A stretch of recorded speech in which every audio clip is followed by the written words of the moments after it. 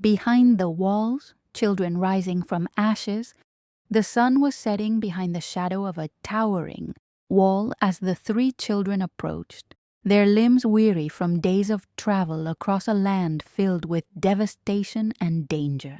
The ground behind them still trembled with inhuman, unsettling sounds. Those who had lost their humanity had turned into ravenous creatures, stripped of mercy, wearing tattered clothes covered in dust and dried blood. The children exchanged a weary glance, determined to reach the refuge they had only heard of in hushed whispers in the shadows. As they drew nearer, the imposing structure revealed its protected nature, tall walls crowned with watchtowers, where vigilant figures stood, eyes scanning outward, used to the wandering dead in the night. They distinguished scorched bodies littering the road, remnants of desperate battles fought for survival. The new guardian led them inside. Along the way, they cast one last glance at the gates as they closed behind them, marking the start of a new chapter. The heavy sound of the fortress gates shutting echoed like a finality, both alarming and sparking a flicker of hope, even as the wails continued behind the walls.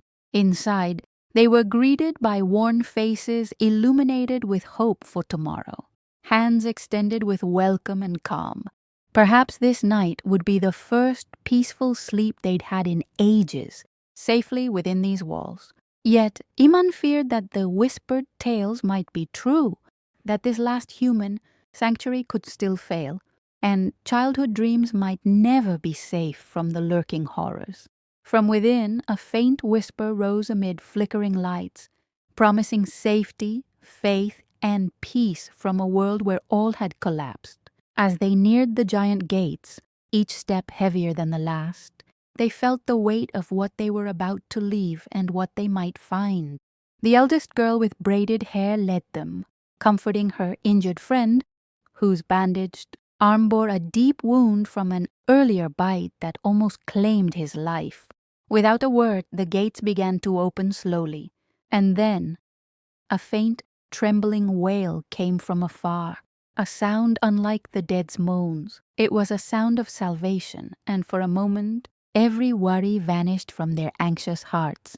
Beyond the barrier, a scene of life appeared, a distant past stronghold echoing with laughter, lamps hanging from high arches casting playful shadows, surrounded by dark walls that blocked nightmares from entering.